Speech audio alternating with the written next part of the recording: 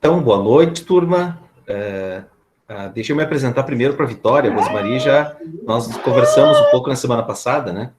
Mas a Vitória é a primeira vez que eu estou vendo ela, né? E que a gente está se conhecendo. Mas não faz parte. Eu sou o Tadeu Ramos, né? Sou professor de filosofia do Campus Volante, tá? Na verdade, eu sou professor titular há mais tempo, né? Vocês tiveram o primeiro ano com o professor Felipe, né, o professor Felipe estava me substituindo, né? Então eu comecei a trabalhar aí no campus finalzinho de 16, mas eu nem assumi ainda com turmas, né? E as turmas mesmo eu comecei em 2017, na primeira turma do comércio, ainda quando eu funcionava aqui na Udemburgo, quando a gente nem tinha o prédio ainda ali, o campus, né? Então eu comecei a trabalhar ali onde é ainda, né? A Udemburgo. A gente teve aulas, o comércio, a primeira turma de comércio começou as aulas ali no Udemburgo, tá? Só na metade do ano de 2017 que a gente foi ali para a sede, onde é hoje, né? Então, eu já trabalhei nesse período aí, 2017, 2018, né? Até a metade de 2018. Daí, quando eu saí, né, e voltei para Passo Fundo. Vitória, eu moro em Passo Fundo, Vitória, aqui no norte do estado. E quando eu tinha as aulas presenciais, eu viajava, né? Eu ia teve primeiro ano eu fui na quarta e ficava até sábado aí. E depois eu ia na segunda e voltava na quarta, ou na quarta noite, ou na quinta, né? Às vezes tinha alguma atividade na quinta também, eu ficava na quinta. Mas a minha moradia sempre foi aqui em Passo Fundo. Bom, mas enfim, hoje eu vou começar também com um pouco diferente, né, do que foi na semana passada. Eu queria também ouvir de vocês, né, se vocês estão lembradas, do que vocês estudaram especificamente de filosofia lá no primeiro ano. Só para mim ter uma noção, assim, de como que foi, se vocês lembram. Se não lembram, também não tem nenhum problema agora, tá? Mas, enfim, para mim não começar a falar de alguns conteúdos que talvez possam parecer um pouco distantes ou estranhos de vocês. Eu preciso minimamente saber o que vocês estudaram. Lembram de alguma coisa que vocês fizeram, alguma atividade, algum assunto, algum conteúdo que vocês trataram? Em mente agora eu não lembro. Eu tenho anotado até no caderno ali, mas assim para te dizer agora aqui, não vou conseguir dizer. Tá. Eu também não lembro, mas eu tenho tudo no meu caderno as coisas. Tá bom. Então, assim, primeiro deixa eu situar, assim, por onde que a gente vai começar, tá? Primeiro essa questão, assim, da noção de tempo, tá? Nós estamos hoje, ano 2021, nós estamos já no século 21, né? Nós estamos aí na segunda, entrando praticamente na terceira dezena de anos, né, do século 21, e a gente vai voltar um pouquinho, eu falei isso na semana passada para a Rosemarie, né? A gente vai ressuscitar alguns filósofos de outras épocas, né? Ressuscitar no sentido de conhecer um pouco das ideias deles, né? Para a gente poder pensar um pouco a nossa vida hoje, o nosso tempo atual, tá? Então eu preciso eu vou falar um pouco mais sobre o passado, e aí eu quero ressuscitar um pouco as ideias das pessoas que viveram nesse tempo, tá? A Rosemarie, eu sei que já a gente conversou semana passada, eu já sei que ela identifiquei que ela é cristã, né? E a Vitória, não sei se tem alguma religiosidade, se pratica, se não pratica, em Vitória? Sim, somos adventistas aqui em casa. Então você mais ou menos tem essa noção de tempo, né? Todos vocês duas são cristãs. Eu vou tomar como referência mais ou menos o tempo do nascimento de Jesus, né? Que é mais ou menos, a gente segue esse calendário, né? O nosso calendário é um calendário cristão. Então nós estamos no ano 2021. Então, o que a gente vai começar a estudar um pouco na aula de hoje é ainda antes de Cristo, tá? Como a Vitória é adventista, a Rosemarie também, não sei se é adventista, ou enfim, se é cristã, ou católica, ou evangélica. Eu sou católica. Isso. Mas, enfim, apesar de termos denominações religiosas diferentes da turma, né, vocês têm como referência também a cristandade, né, a figura de Jesus Cristo. E principalmente o tempo em que ele viveu. É isso que eu estou falando disso porque eu quero que vocês tenham mais ou menos em mente o marco temporal, né, que é do tempo que a gente vai falar. A gente vai falar um pouquinho, nesse primeiro momento, de um período antes de Cristo ainda, tá? é algo em torno, assim, de 300 anos antes de Cristo, tá? E de culturas que não são necessariamente, né, aquelas mesmas do período em que Jesus viveu, né, em que ali Jesus já vive no contexto do Império Romano, né, a perseguição dos romanos, as práticas religiosas que eram desenvolvidas e praticadas nessa região onde viveu Jesus, né, na Palestina, em Jerusalém, né, essa região que está lá até hoje ainda, né? Mas, assim, só para vocês terem em mente, assim, da onde que a gente vai falar, de que tempo que a gente vai falar, tá? E aí, mas a gente vai estudar, então, a tradição desses filósofos, né? Então, eles são também, vocês vão identificar que eles têm posicionamentos e ideias que são típicas, ou pelo menos nesse grupo que a gente vai estudar, elas são muitas vezes um pouco distintas, né, daquilo que a gente aprende com o cristianismo, né? Talvez junto com o cristianismo, né, a tradição judaico-cristã, né, que Jesus era antes de fundar o cristianismo, né, antes dos seguidores fundarem o cristianismo, a religião forte, né, da onde derivou a própria família de Jesus eram os judeus, né? Então, a gente vai estudar ainda, então, um povo antes, as pessoas que viveram ainda antes dessa tradição do judaísmo, né? O judaísmo e o cristianismo, talvez, são as duas religiões mais influentes do nosso mundo hoje, né? E eu diria que acrescentaria aí, né, junto com a influência do judaísmo e do cristianismo, sem dúvida alguma, a força dos filósofos que viveram antes dessas grandes tradições, vamos dizer assim, né? Essas duas grandes religiões, né, que são o judaísmo e o cristianismo, tá? E eu tenho certeza que vocês vão ver que os temas que esses filósofos falam nessa época, em algum sentido, eles também são temas parecidos com o que essas tradições religiosas falavam, tá? O tema, por exemplo, sobre quais são os bens mais preciosos de um ser humano. Qual que é o bem mais precioso que um ser humano tem, né? Como que a gente lida com a morte, né? Que tipo de vida a gente precisa cultivar? O que é importante na nossa vida a gente cultivar, tá? Então, são perguntas mais ou menos como essas que eu estou falando aqui agora, que a gente vai discutir e pensar um pouco sobre elas na aula de hoje, tá?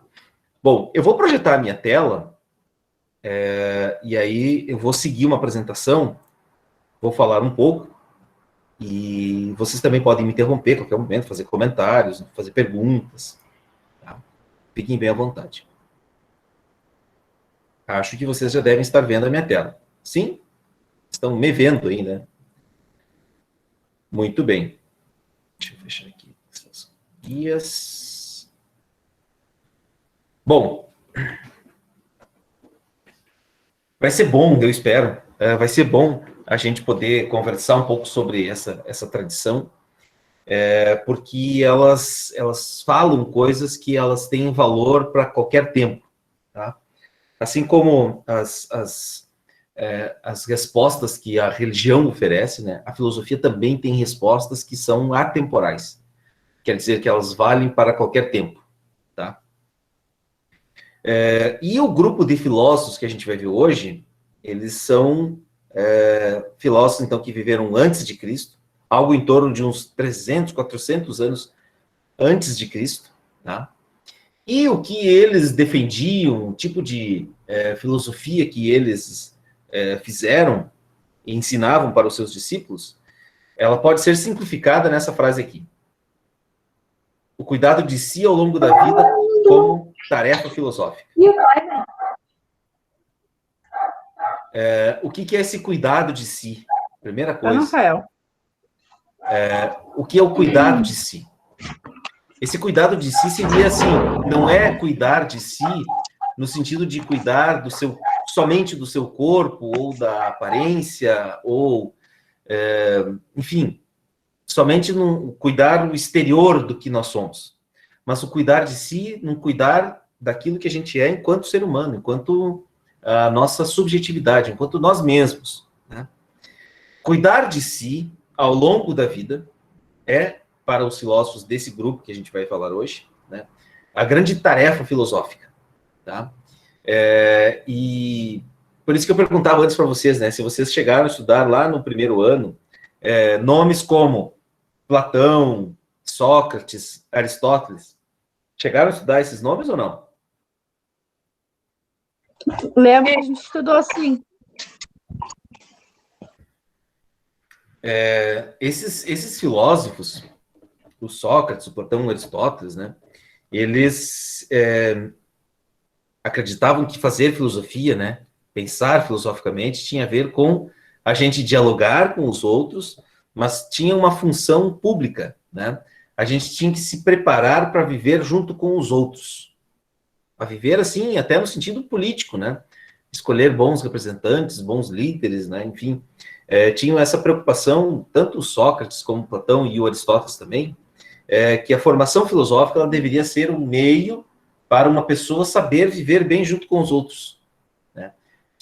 A atividade filosófica era uma atividade política, quase, né? De viver bem a vida pública, né? De ter bons representantes, de uma cidade ser bem governada pelos melhores, né? Pelas pessoas mais justas, pelas pessoas mais honestas, né? Essa era a reflexão... derrubei uma coisa. Essa era a reflexão que eles faziam, né? Entre outras, óbvio, que eles fizeram, tá? Mas o que a gente vai ver desses filósofos, dessa tradição chamada aqui, ó, filosofia helenística, tá? Vocês já vão entender por que filosofia helenística, tá? Eles acreditavam que isso não era o principal, talvez, para a atividade filosófica. A atividade filosófica tinha a ver com cuidar de si. É por isso que as interpretações que se fazem hoje desses filósofos de outras épocas era de que fazer filosofia era quase como fazer medicina. Se aproximava mais esse tipo de reflexão que eles faziam, mais da medicina do que da religião ou da filosofia, né? Tinha a ver mais com cuidar de si, né? E esse cuidar de si tinha a ver com a maneira como, desde como a gente se alimenta até aquilo que a gente dá importância no nosso dia a dia, né? Bom, mas enfim. Então, a ideia central da filosofia helenística é essa aqui, ó, o cuidado de si ao longo da vida. Essa é a grande tarefa filosófica. É um pouco isso que a gente vai ver na aula de hoje. Quais são os princípios básicos para a gente cuidar bem de si? Consegue entender essa primeira parte aqui, tá ok, pessoal? Meninas? Sim, sim. A ideia é assim, ó, a gente deve fazer filosofia para aprender a cuidar de si, né? Aprender a viver melhor.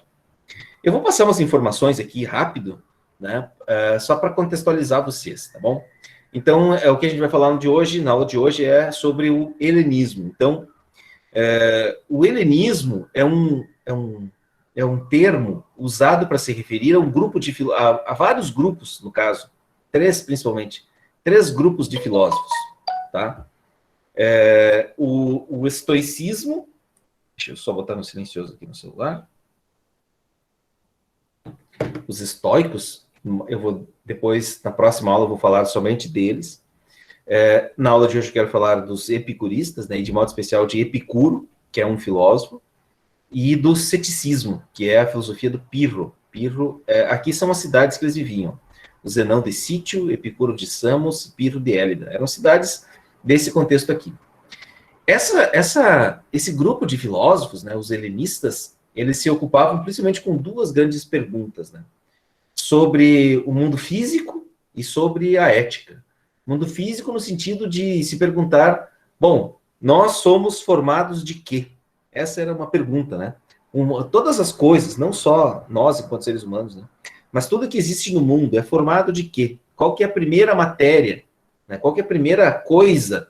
Ou de que todas as coisas são formadas nesse mundo? Tá? E a segunda grande pergunta, né? Era a pergunta ética, né? O que é uma boa vida? Como que a gente deve viver? Como que a gente deve cuidar de si? Por isso que essa é uma pergunta ética, né? Pessoas que cuidam bem de si, vocês imaginem, pessoal, vamos imaginar o seguinte, vamos imaginar uma cidade ideal, uma cidade perfeita, né? Para os epicuristas seria aquela, para os helenistas de modo geral, mas de modo mais especial ainda para Epicuro, né? E os epicuristas, o Epicuro é o grande filósofo dessa escola filosófica e os epicuristas são os seus seguidores, né? Uma cidade perfeita seria aquela em que as pessoas mais cuidam bem de si, né? Vocês imaginem, né? Se todo mundo cuida bem de si, quer dizer que toda cidade vai ser uma boa cidade, né? Porque se cada um cuidar muito bem de si, quer dizer que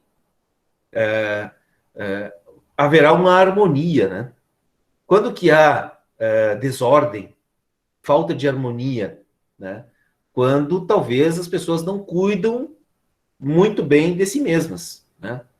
Vamos pensar assim a todas as situações, né, de desequilíbrio que há, né? Violência, roubos, falta de trabalho, enfim, uma série de problemas, né, que existem em todos os lugares, né? A gente pode talvez simplificar, né, na ideia de que ou as pessoas são muito egoístas, ou as pessoas são muito vaidosas, ou as pessoas são muito irascíveis, se deixam levar pelas suas emoções, né? Ou as pessoas são muito violentas, não conseguem se controlar e acabam fazendo mal contra outras pessoas, né? Não pensam nos outros, né? Se a gente for pensar e ir mais a fundo, né? E pensar em todas as coisas que acontecem, que causam desordem nos lugares, a gente vai ver que uma das razões, talvez uma das razões mais fortes, né? Seja que as pessoas, elas talvez não estejam cuidando muito bem de si mesmas, né? Então, a gente precisa, ao longo da vida, aprender a cuidar de nós mesmos, né? E como dizia, a Rosemarie leu na semana passada, um trechinho, até a gente leu em aula, né? Que isso a gente pode aprender em qualquer tempo, né? Não tem um tempo certo, não existe, a pessoa é muito jovem para aprender isso, ou a pessoa muito velha para aprender isso, ou já não é mais hora de aprender, né? O Epicuro disse para o seu aluno, naquele livro que eu coloquei para leitura de vocês, né? Que nunca é tarde para alguém começar a filosofar, né? Começar a filosofar é cuidar de si, né? Cultivar o que de melhor a gente pode cultivar em nós mesmos, né? É por isso que eu falei isso também na semana passada, Vitória, falei para a Rosemarie, estou falando para ti hoje, que a filosofia, para esse grupo de filósofos que a gente vai estudar, ela está muito mais próxima, talvez, da medicina, né, do que de outras formas de conhecimento. Por que a medicina, né? Porque a medicina cuida do corpo físico. A filosofia seria como um remédio para a alma, um remédio para a gente viver bem, para a gente viver melhor, para a gente viver de modo equilibrado, né? Esse é o sentido, né, da atividade filosófica. Bom, mas enfim, eu não vou falar isso aqui, só queria chamar a atenção, né? Porque quando que surgiu, então, esse tipo de filosofia? Vocês lembram, né? Qual era o grande império na época de Jesus Cristo? Vamos ver se vocês são boas cristãs. Qual que era o grande império? Qual que era, assim, os soberanos, né? As pessoas com grande poder que dominavam a região em que Jesus viveu? Quem era, pessoal?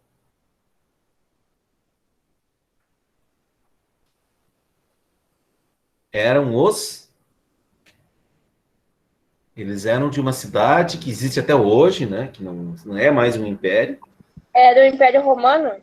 Isso. Quem foi que falou? Foi a Vitória? Isso. Isso, Vitória. Na época, deixa eu só juntar uma coisa que caiu aqui. Se eu não juntar agora, depois eu me esqueço. Só um pouquinho. Exatamente. O grande império da época de Jesus era o Império Romano. Antes do Império Romano existiram outros impérios. Né?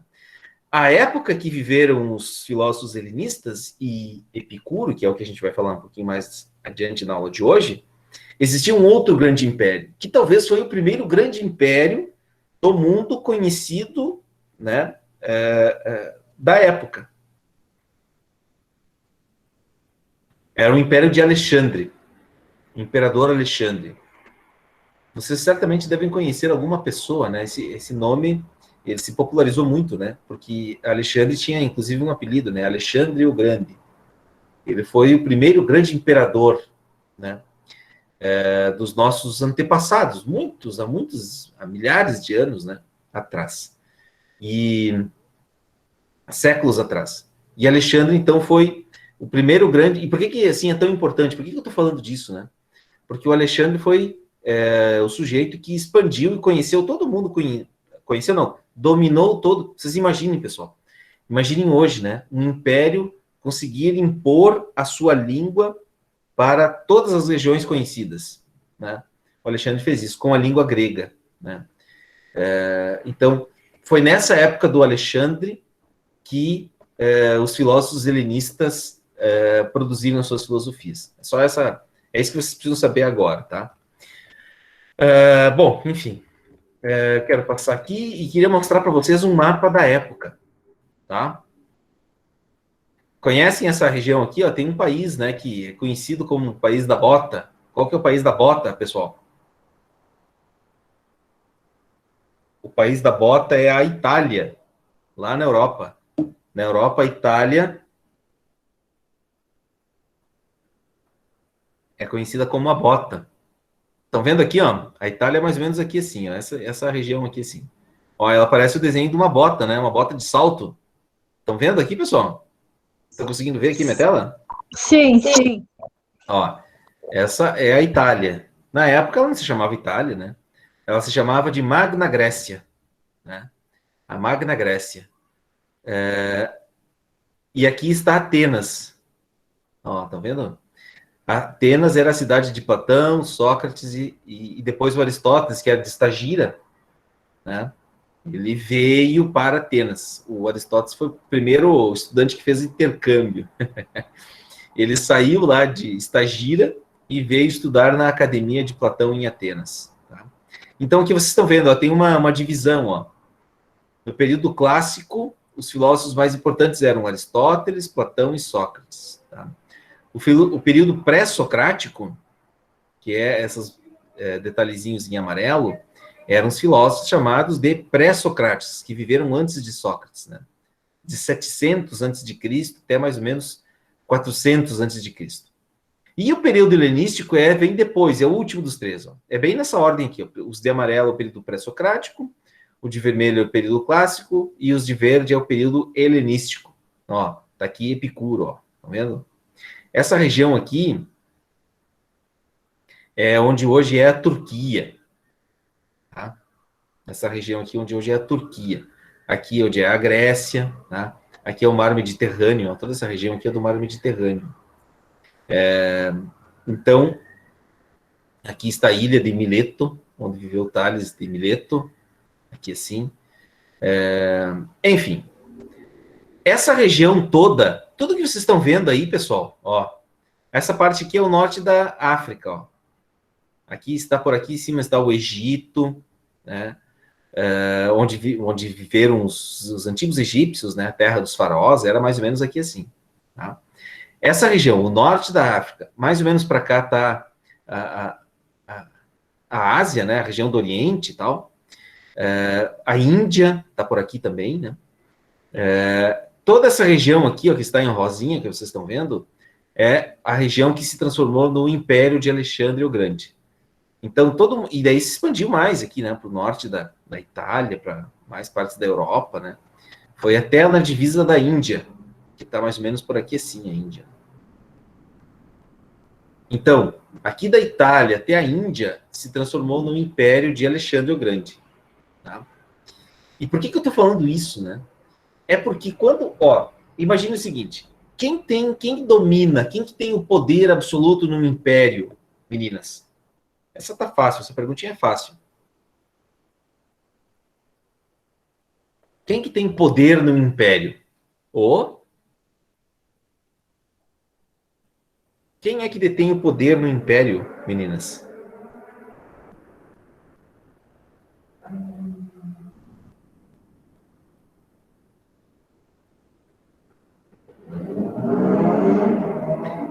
Quem detém um poder no império é o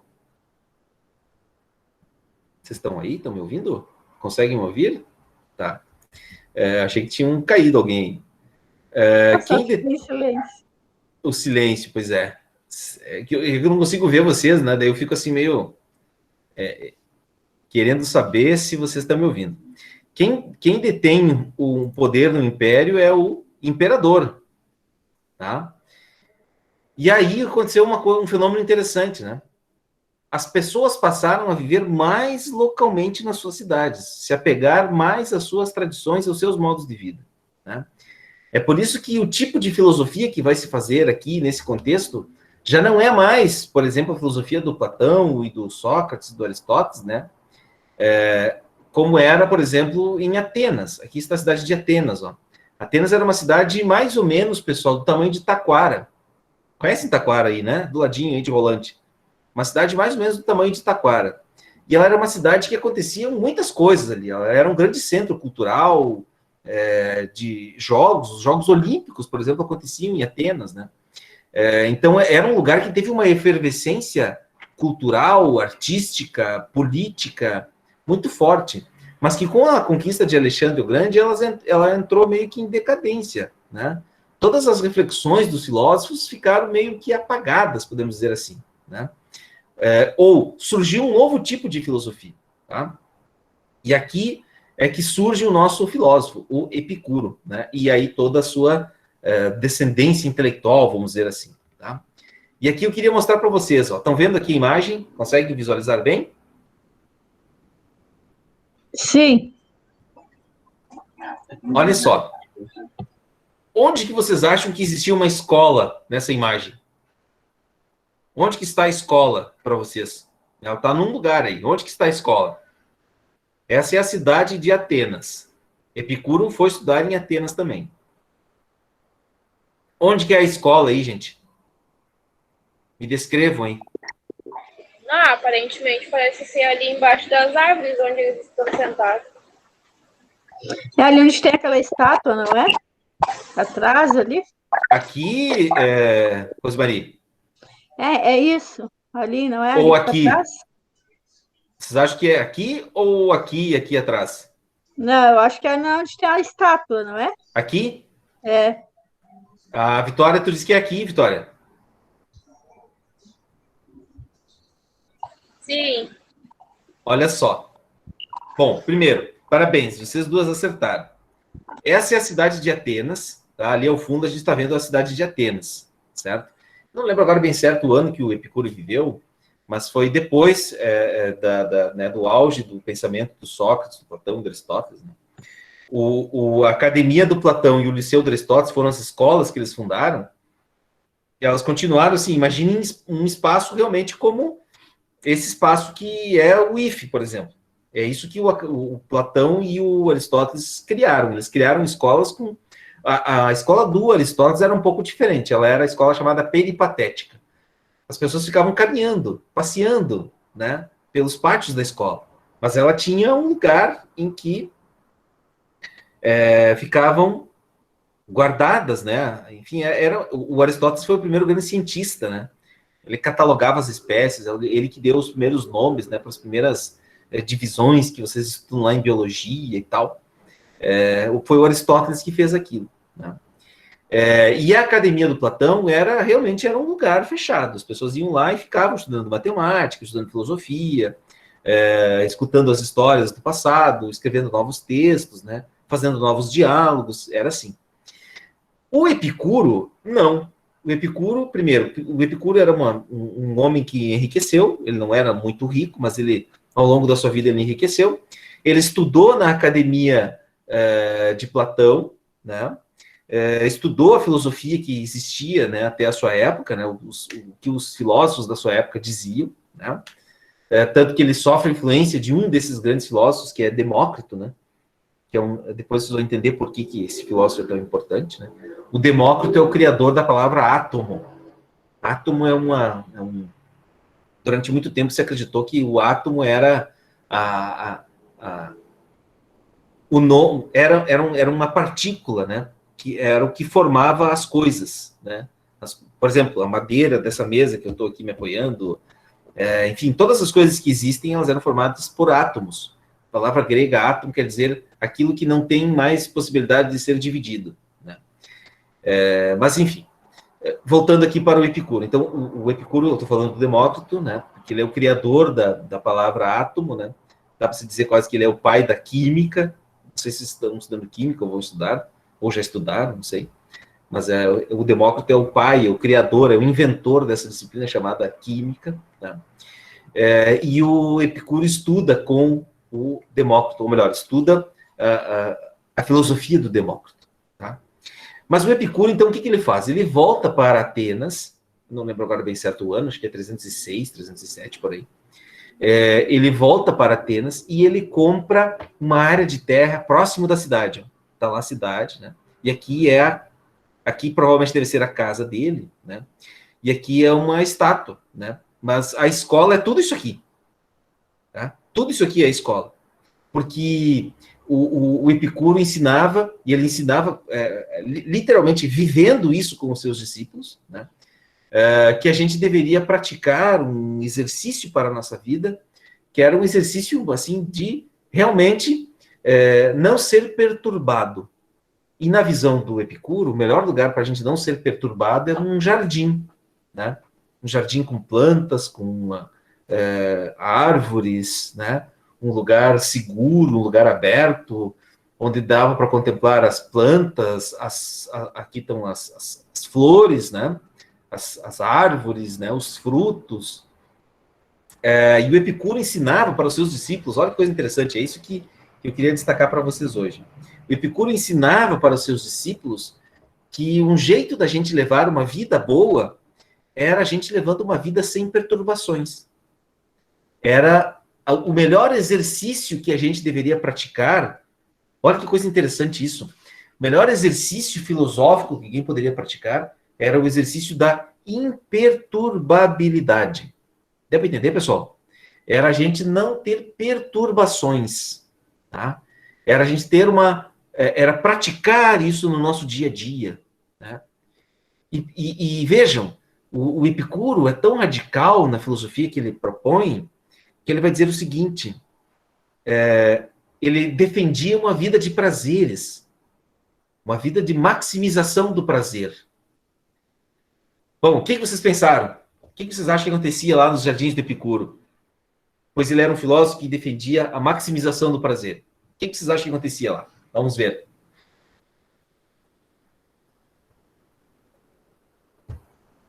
Eu acho que, pelo que tu falaste ali, ele fazia uma aula num lugar que tinha paz ali, eles tinham a liberdade de não sofrer nenhuma perturbação, ficar bem na calma, bem de boa ali. Isso eu Sim. entendi.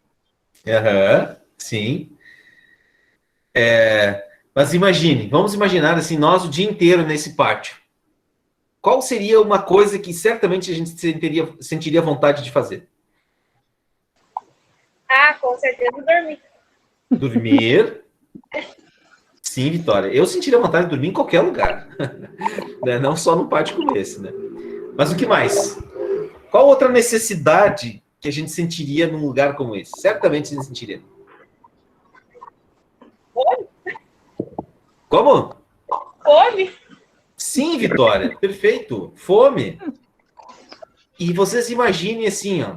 O que vocês acham que eles faziam daí? Eu acredito que ali tivesse alguma árvore frutífera, daí provavelmente colheriam os frutos e se reuniam, comiam junto. A Vitória andou lendo os textos, Vitória? Olha que eu só passei por cima dos textos, na verdade. Se tu for, então, assim, eu vou te dizer agora, ó, você, como você, e Rosmarie, você também já deram uma olhada, voltem no texto e leem de novo. Lá vocês vão encontrar passagens fantásticas, né? Um livrinho muito simples, muito fácil de se ler e muito gostoso de se ler. Exatamente isso, Vitória. Essas árvores no Jardim do Epicuro, a maior parte delas eram árvores que poderiam dar algum tipo de alimento. Só que e aí isso tem a ver com a própria filosofia que ele defende, né? Uma boa vida, uma vida sem perturbação, é uma vida de prazeres com pouco, né? Porque vejam bem, Imagine uma mesa farta todo dia com muitos alimentos. Será que a gente ia sentir prazer sempre, cada vez que fosse comer? Óbvio que iria, né? Não tem nada melhor do que tu ter o que comer. Exatamente. Muito bem.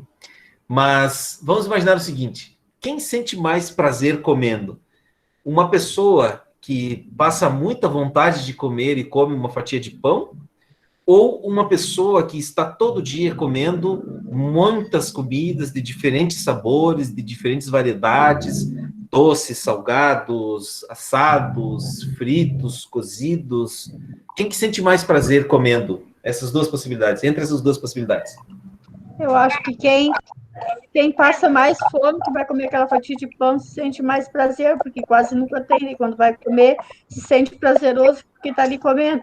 E quem come isso todos os dias, nem se dá de conta que aquilo ali é prazeroso estar ali comendo. Eu acho que é isso. Exatamente. É isso mesmo, Rosmarie. É exatamente isso. Tá? Então, assim, onde que está o prazer? O prazer está aonde? Vamos ver. Vocês iam falar alguma coisa? Vitória, Rosmarie. O prazer, eu acho que está na simplicidade, né? Quanto mais simples tu levar a vida, mais tranquilo, melhor é o prazer. Mais satisfação a gente vai ter no provar as coisas, né? Isso. E mais, imagine assim, se a gente convive, né? Sabendo, né? Sentindo, tendo essa satisfação, assim, né? Vejam bem, ó, deixa eu dar um exemplo, e aí vocês, deixa eu tentar explicar esse exemplo, se vocês não entenderem, ou se vocês entenderem da maneira que eu espero que vocês entendam, vocês me confirmem ou digam, professor, não estou entendendo. Vamos imaginar o seguinte, vamos pegar a pessoa que passa fome, passa vontade, tem vontade de comer. Né? Ela começou a comer todo dia pão. Né? E aí, um belo dia, por alguma razão, apareceu um pão com manteiga, sei lá, chimia. Vamos pensar num acompanhamento aí para esse pão. Né? Essa pessoa, quando ela come aquilo ali, aumentou o prazer dela ou diminuiu o prazer dela? Claro, né, que aumentou, porque daí ela aumentou a manteiga ou a chimia, ela comia só o pão, daqui a pouco já teve a manteiga para passar, teve a chimia, ela teve muito mais prazer, daí já começou a aumentar a satisfação para ela. Vitória, tu concorda com isso que a Rosemarie falou? Sim. Vou plantar a discórdia agora aqui entre vocês. Não, eu acredito que vai aumentar, sim, porque é um gosto diferente, né? Que vai ter. Sim. Vai aumentar o prazer. Tá, então agora vamos pensar o inverso. Essa pessoa agora deixa de comer pão com margarina, manteiga, chimia, enfim, qualquer outro acompanhamento, e volta a comer só pão. Como que ela vai se sentir? Eu acredito que não que vai diminuir o prazer por ter o pão, né? Mas vai fazer falta aquilo. Exatamente. Bom, então, assim, vamos levar adiante esse raciocínio. Se a gente começa a experimentar muitos e muitos prazeres, como que vai ficar o nosso gosto? Será que a gente não vai ficar, de certa forma, reduzindo o nosso gosto? Se algo antes nos dava muita satisfação, nos dava muito prazer, e daí eu consegui algo mais do que aquilo. Mas daí se eu volto para trás, será que eu não vou ficar assim perturbado daí também? Dizer, mas agora eu não consigo comer pão com manteiga, ou pão com chimia, ou com pão com nata, enfim, qualquer outro acompanhamento. Será que eu não estou perdendo o meu prazer quando eu começo a experimentar mil e uma coisa? Será que eu não estou também, de certa forma, gerando uma perturbação para a minha alma no momento em que eu procuro agora ficar só pensando ao invés de saciar a minha fome, né, com água e pão? Bom, agora eu preciso saciar minha fome com água, pão, manteiga, maionese, chimia, enfim, qualquer outra coisa. Conseguiram entender, pessoal? Para o Epicuro, uma vida como prática, né, de cuidado de si, é aquela em que a gente precisa sentir prazer com pouco, com as necessidades mais básicas da vida da gente. Vocês citaram as duas aqui, né? Tanto a Rosemarie como a Vitória falaram, né? Fome, sono. Uma vida bem vivida é atender satisfatoriamente as necessidades mais básicas da vida humana, né? Isso seria uma boa vida. Vamos imaginar que aí eu lanço esse exercício para vocês. Não seria uma vida muito mais satisfatória, né, se as pessoas começassem a se dar conta assim, poxa, será que eu preciso tanto disso? Né? Será que eu preciso trabalhar tanto para mim conseguir tal coisa? Né? Será que as minhas necessidades básicas elas estão sendo atendidas? Né? Será que, e se eu, de repente, de uma hora para outra, por alguma razão, eu perder tudo aquilo que eu tenho, como é que será que eu não vou ficar muito perturbado com isso? Né? Bom, será que vale a pena, né, eu gastar tempo e energia da minha vida para conseguir cada vez mais e mais coisas? Sendo que, agora vem um outro ponto, né, da filosofia do Epicuro, enfim, tem todos esses pontos que eu queria falar hoje, mas eu vou parar logo, né, porque, enfim, o meu tempo já está se esgotando aqui, né? Será que teria razão de eu ficar me preocupando tanto com isso, né? Pois eu sou somente matéria. E aqui vem um aspecto, né, da doutrina do Epicuro sobre essa filosofia, sobre esse princípio, né, de prazer, vamos dizer assim, para uma vida feliz, né? A gente é só átomo. O que é átomo? A gente é só matéria, né? Nós não temos... Desculpa, Rosemarie, você semana passada falou bastante, né, que nós temos um propósito na vida, né?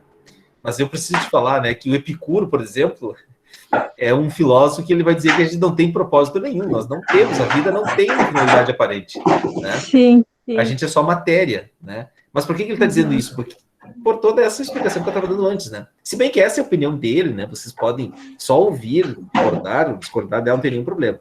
Mas assim, ó, por que o Epicuro é tão radical, assim, nessa ideia, né, de que a gente não precisa se preocupar tanto com as coisas? Porque a gente é só matéria, né? A gente não veio de lugar nenhum e nós não vamos para lugar nenhum, né? Isso é um pouco até feio, né? A gente, assim, é tão acostumado, né, a imaginar, a projetar, assim, uma vida com sentido, né? Uma vida transcendente, né? Uma vida que, depois que a gente morrer, a gente vai para um paraíso, né? O Epicuro vai dizer que não, que a gente, né, não é nada disso, a gente é só uma matéria. A nossa vida, ela não tem uma finalidade aparente, tá? Mas alguém queira comentar alguma coisa? Tá fazendo sentido até agora que eu tô falando, pessoal, ou não? Eu acho que faz sentido, sim, até da semana passada que a gente comentou, mas eu também acho daí que a vida aqui é só uma passagem, não tem que a gente ficar, tipo, ali que nem tu falaste, que a vida da gente, a gente não tem que tentar só construir, porque isso aqui vai ter finalidade um dia. Sim, Então, exatamente. eu concordo com ele, concordo com esse Epicuro aí. Sim, exatamente. E tu, Vitória, o que tu acha? Eu também concordo. Tu também é uma materialista nesse sentido, né? De que a gente vai um dia acabar, né? E isso tem... E olha... Na verdade, a gente está aqui para o bem momentâneo, né? Sim. Né? Essa vida aqui, ela não é tão cheia, assim, de importância como alguns acham que são, né? Eu acho que é isso que o Epicuro quer dizer, né? A ideia de que a gente não podemos imaginar que a gente é a coisa mais importante que existe nesse mundo. E aqui vem um segundo princípio, que vocês, como duas cristãs, podem duvidar completamente dele, né? Mas que diz o seguinte, né? O Epicuro, ele se coloca numa posição de muita humildade, né? O Epicuro isso é um dos assuntos principais, é o segundo assunto mais falado, né, dele no livro, esse é a Carta sobre a Felicidade, que é a ideia de que os deuses, eles não se ocupam de nós. Os deuses são deuses, os deuses têm... Ou os deuses, eu falo os deuses porque eles são politeístas, né? Os gregos, eles eram politeístas. Acreditavam em vários deuses, né? Olha só, Imaginem nós, pessoal. Eu estou agora falando assim, como que talvez na indignação que o Epicuro devia falar isso. Vocês imaginem se os deuses vão estar preocupados com nós, seres humanos, que somos só matéria. Né? Os deuses têm tantas outras coisas mais importantes para pensar, né, do que se ocupar conosco. Né? Então a gente deveria, assim, respeitar os deuses, é isso que ele quer dizer. Bom, os deuses são deuses, não, né? Os deuses eles não vão estar aqui se preocupando com a gente. Né? Deuses cumprem função de deuses, homens cumprem funções de homens. Né? Acho que é isso que ele quer dizer. Um terceiro ponto, né?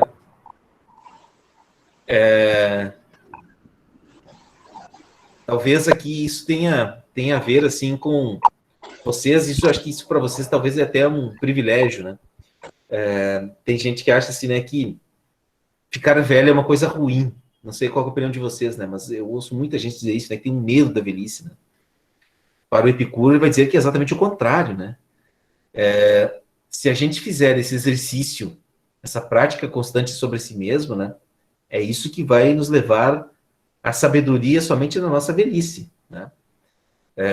Um jovem, um adolescente, talvez ele, no alto do seu vigor e da sua plenitude enquanto humano, talvez ele não possa experimentar a sabedoria da velhice, né? E talvez o momento em que a gente deveria, vocês que estão fazendo o curso de Educação de Jovens e Adultos, deveriam levar isso muito a sério, né? A gente nunca deveria parar de estudar. Né? Vocês estão aqui fazendo o ensino médio agora, né, nessa etapa, mas a gente nunca deveria parar de estudar. A gente deveria sempre estar estudando, né? Porque é sempre tempo de aprender. E talvez a gente nunca vai... Por isso que a sabedoria é algo que a gente pode, talvez, acessar e chegar a ela na nossa velhice. Né? Não podemos dizer assim, a pessoa ela é um sábio. Não. A ideia de que, enfim, uma pessoa com 30, 20, 40 anos, né? Talvez aquilo que de mais próximo a gente tem de sabedoria está na velhice. Né? Que a gente deveria ouvir mais, né? O que os velhos teriam a nos dizer. Né? Um quarto ponto, né? Que a morte não existe para os vivos. Tá? Em que sentido, né? A ideia de que nós, quando estamos vivos, quer dizer que a morte não está conosco. Eu sei que isso, né, pode parecer um pouco chocante, né? Mas eu sei que semana passada a Rosmaria e eu conversamos bastante sobre isso, né? Mas isso também faz muito sentido se a gente pensar num aspecto positivo, né? A ideia de que quando a gente está vivo, a morte, a nossa morte, né? A minha morte, não talvez das pessoas que estão próximas de nós, né? Mas a minha morte não está aqui. Entenderam isso? Por isso que ela não existe para nós. A morte não existe para os vivos, né? Porque estamos vivos, né? E quando ela está, quando chegar a minha vez de morrer, ela também já não vai mais estar, porque aí eu já não estou mais vivo. E isso tem a ver com aquilo que eu falava no início aqui, né, do atomismo, né? Nós somos só uma matéria, né? A gente vai acabar, a gente não vai ficar aqui eternamente, né, dessa forma que nós estamos aqui agora. Então, uma coisa é certa, né? Enquanto estamos vivos, a morte não está aqui.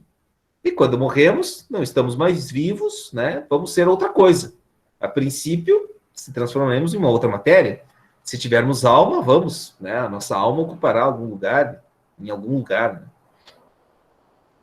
Um quarto princípio, né? Acho que é o último, né? E aí a gente encerra essa aula de hoje, né? É a ideia de que a gente deveria experimentar os prazeres sempre com moderação. Quanto mais simples a necessidade atendida, maior é o prazer que podemos experimentar. Né? O Epicuro dizia que a gente poderia sentir prazer respirando. Né? Vocês imaginem, né, pessoal? A gente acompanhou aí, né, as pessoas que tiveram Covid. Não sei se alguém de vocês que teve pessoas próximas que tiveram Covid. Né? O sofrimento que era para essas pessoas respirarem. Né? Eu tenho meu filho pequeno, que está com 3 aninhos, vai fazer 4 anos agora de setembro, né? Esse final de semana ele teve uma crise de laringite, né? A gargantinha dele fechou, e aí ele não conseguia respirar, né? E é uma coisa muito triste de você ver, né? A criança tentando respirar e não conseguia, né? Não conseguia puxar o ar, não tinha fôlego, né? Isso é uma coisa muito angustiante, né? Eu lembro que a Vitória me falou, né? Acho que na outra semana que ela teve um problema com a filha dela, né? Eu disse, olha, vai cuidar da tua filha, teu filho, não sei se é, Vitória. É um menino ou uma menina? Sim, eu tenho uma menina. Pois é, eu tenho um casal também. E é muito angustiante, né? Você vê eles ali, né? Que nem o meu filho, né? Pequeno. Eu deitei com ele no sofá, minha esposa ficou um pouco, depois a gente trocou, revezamos à noite, né? E ele se batia, né? Se batia. Aí você imagina, assim, quão prazeroso, isso é uma coisa que eu sentia quando era criança também, né? Quão prazeroso é você poder respirar depois que te passa uma gripe, né? Quando a gente está gripado, não sei vocês, né? Mas a gente fica com o nariz trancado, né? Respira pela boca, daí eu fico com a boca toda cheia de feridas, né? Porque a boca resseca e tal, né? E como que é prazeroso você respirar quando você não está mais com gripe, né? É isso que o Epicuro dizia, né? Quanto mais simples a necessidade atendida, no caso respirar, né? Maior é o prazer que a gente pode experimentar. Então as pessoas geralmente pensam o contrário, né? Ah, quando eu conseguir comprar um carrão, quando eu conseguir comprar uma grande casa para mim, com um pátio, um gramado e um espaço para mim poder correr e brincar e, enfim, fazer o que eu bem entender, né? Mas na verdade é o contrário, né? O prazer tanto é maior quanto mais simples a necessidade que ele é atendida, né? E as necessidades mais simples são aquelas mais vitais: comer, dormir, respirar, né? Tudo isso gera, então, o conjunto, né, desses itens aí que eu falei para vocês, ele geraria uma vida com ataraxia, né, que é a palavra grega para dizer uma vida sem perturbações. Uma vida sem... Vocês imaginem, né? Acho que eu falei isso para a Rosmarie semana passada, né? Imaginem uma pessoa muito rica. Não foi para ti, Rosmarie, foi para a turma que eu dei aula sobre isso nessa semana já. Vocês imaginam uma pessoa muito rica, né? Ela tem que ter seguro do carro, a casa dela tem que ser muito bem protegida, né? Precisa ter alarme, cerca elétrica, se duvidar tem que ter um vigilante noturno, enfim. Uma pessoa muito rica, né, de bens materiais, talvez ela não tenha paz. Ela é uma pessoa que vive a todo momento perturbada, né? Enfim, tudo isso, né, essa ideia dos prazeres, né, o Epicuro divide o prazer em duas categorias, né? Os prazeres do corpo e os prazeres espirituais, né? E ele cita, né, que um dos grandes prazeres, né, que a gente pode ter enquanto seres humanos é o prazer de ter um bom amigo, compartilhar uma amizade. E tem uma passagem no livro dele, né, e aqui eu já estou encerrando, né, que vale mais a pena você compartilhar, né, Oi? Vale mais a pena você compartilhar uma fruta, um figo, né, na companhia de um bom amigo, do que você desfrutar um banquete, né, no meio de pessoas estranhas que você não conhece, né? Então, encerramos a aula de hoje aí, né, sobre o pensamento do Epicuro. Bom estar na companhia de vocês. Vocês querem fazer algum comentário? Querem fazer alguma pergunta? Deixa eu parar minha apresentação aqui. Mas era isso que eu tinha para falar hoje. Então, era sobre o Epicuro. Era isso. Não tenho dúvidas nenhuma. Para mim está tranquilo. A história da gente é quase isso daí mesmo. É isso aí que acontece com a gente. A gente ter o prazer de ser feliz, não é de ter as coisas. Ser feliz e tu ter saúde. Tendo a saúde, para ti o resto tu conquista. Claro, né? A gente poder... sem contar que assim, o cuidado com o corpo também é uma coisa importante para você poder usufruir das coisas, né, que os bens materiais podem oferecer também. Então, por isso que eu falava antes, né, os prazeres espirituais, né, eles também precisam, eles dão mais prazer do que os prazeres do corpo, né? São eles que podem garantir uma vida sem perturbações para nós, né? Bom, meninas, eu vou disponibilizar mais alguns textos para vocês nessa semana. Vou encaminhar também uma atividade, né, para vocês, assim, uma coisa bem simples também, tá? E nos encontramos na próxima quarta-feira. Qualquer coisa aí vocês me procurem, tá? Entre em contato comigo, eu estou disponível aí, pode ser pelo WhatsApp ou pode ser por e-mail, como vocês acharem melhor. Certo? Tá bom, certo. Vitória, tranquilo? Sim. Então tá beleza. Você conseguiu... Vitória, tu conseguiu fazer a atividade da semana passada? Tivemos outros anos. Sim.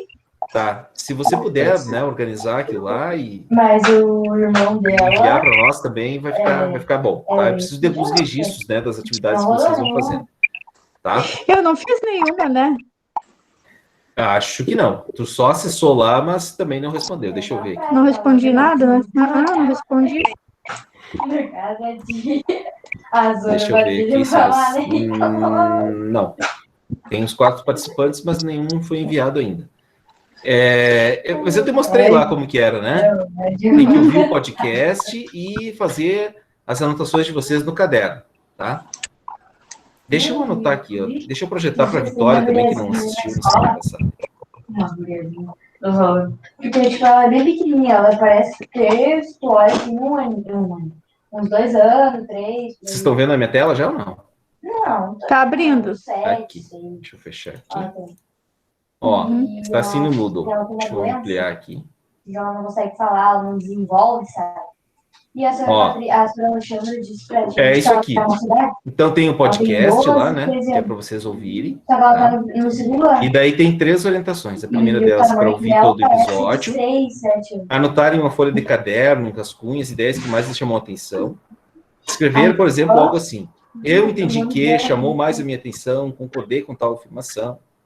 Depois que vocês fizerem isso, né? Vocês podem fazer isso no caderno de vocês. Pode tirar uma foto ou enviar um arquivo aqui pelo Moodle mesmo, tá? Tanto faz. Tira uma foto e me manda no grupo também, que eu recebo por ali também.